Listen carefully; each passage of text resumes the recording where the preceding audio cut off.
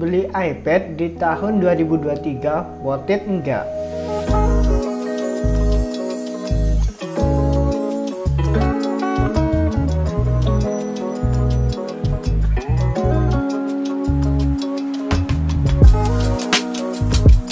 Oke, kita bahas spek iPad yang kita punya ini.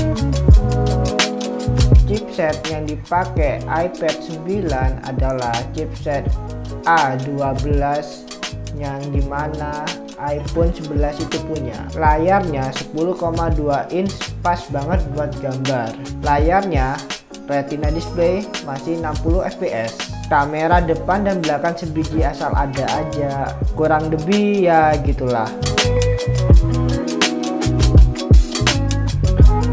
Secara spek di muka, Android sudah memenuhi ekspektasi saya untuk penggunaan desain grafis, tapi masih ada yang kurang, seperti stylusnya, warna layarnya, dan Procreate. Selain itu, harganya masih mending gitu ya. Yuk kita bahas.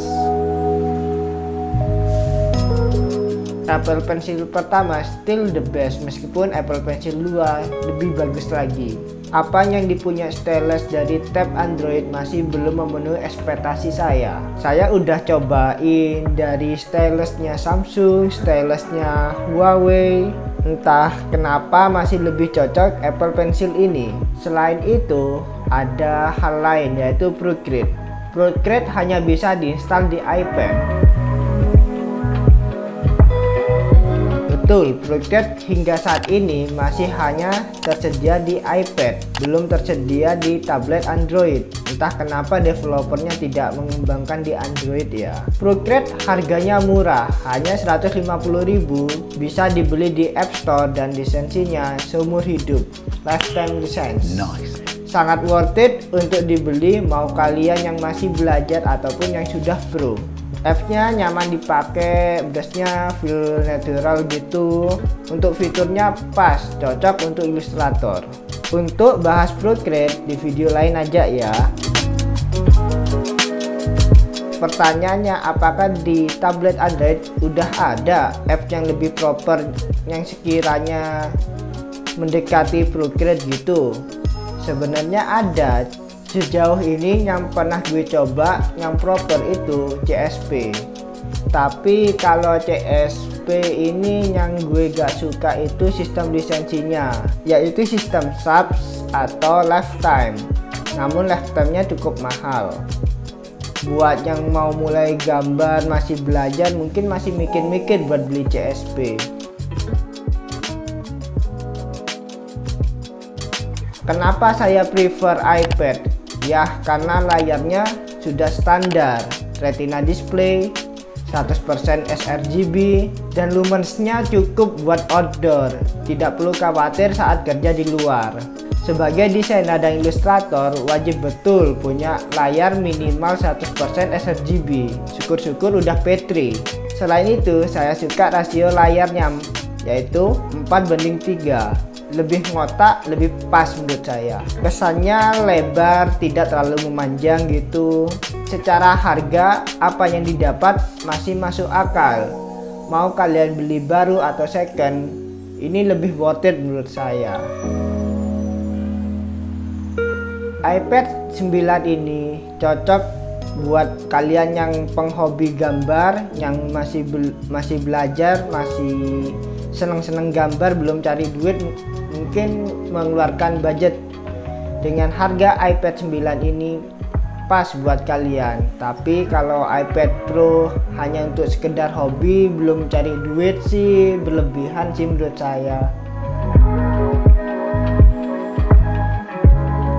iPad ini cocok buat gue karena daily activity gue lebih banyak di MacBook. Pekerjaan kantor saya, desain saya, dan editing video saya kerjakan di MacBook ini. Artinya sekitar 6 jam lebih aktivitas saya di MacBook. Karena gue lebih aktif menggunakan MacBook seperti mengerjakan skrip ini, editing video. Ketika mendapat kesempatan untuk membeli iPad Pro dibanding MacBook Pro, gue rasa lebih prefer beli MacBook Pro karena ya aktivitasnya saya lebih banyak di MacBook. sedangkan iPad sebagai tools pendukung saya. Oke, kita cerita penggunaan iPad ya. Penggunaan di Procreate aman, tidak ada kendala. Buat kerja oke. Buat kalian yang ingin belajar gambar itu oke. Buat yang pemula, iPad ini sangat recommended. Tapi yang sudah pro, yang membutuhkan lebih banyak layer, iPad ini tidak cocok buat kalian. Karena di iPad ini Procreate membatasi 26 layer. Ini sangat mengganggu sih buat saya. Di iPad ini dengan settingan A4 kita hanya bisa membuat layer sebanyak 26. Tapi jika butuh layer lebih banyak, saya sarankan untuk membeli iPad 5 yang sudah M1 itu ya. Karena di iPad Air 5 M1 itu sudah support kurang lebih 80 layer di ukuran kanvas A4. Menurut saya ini sudah sangat cukup sih. Untuk masalah limit layer ini hanya ada di apps Procreate aja. Untuk mengakalinya bisa kalian membiasakan menggunakan Adobe Fresco. Itu aplikasi gratis punya Adobe ya. Gue udah nyobain 30 layer lebih di iPad ini, berjalan lancar. Tapi kalau udah mulai nge-lag, saran saya mulailah memerging beberapa layer untuk mencegah error saat pengerjaan ya. Sebagai desainer dan ilustrator, kapasitas 64 GB apakah cukup? Gue udah pakai iPad ini sekitar 4 bulan, saya rasa masih jauh dari penuh. Menurut saya 64 ini udah cukup, asal tidak main game di iPad ini ya. Soalnya yang bikin kapasitas kita habis itu karena ada gamenya sih. Apalagi Genshin Impact yang filenya gede banget. Sebenarnya main Genshin sih gak masalah di iPad ini, iPadnya lancar, tapi internalnya boros. Karena HP sekarang sudah canggih-canggih ya, harga 2 jutaan, 3 jutaan, 4 jutaan udah bisa main Genshin atau game-game populer lainnya yang high res gitu. Saya saranin main game di HP aja. Terus iPad ini difokuskan buat productivity kalau kapasitasnya 64 GB. Bagaimana buat editing video? Apakah udah cukup?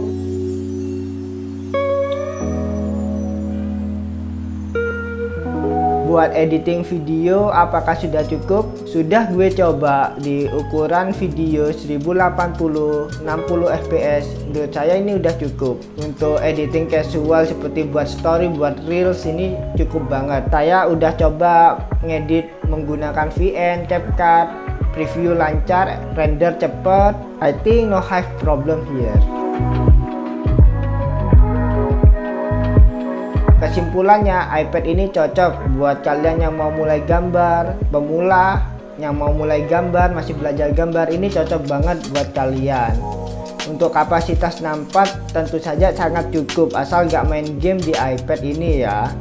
Yang butuh iPad budget second, gue sertakan linknya di deskripsi ya. Oke, itu saja, jangan lupa like, komen, kasih pendapat tentang video ini. Thanks udah nonton sampai akhir. See you next video.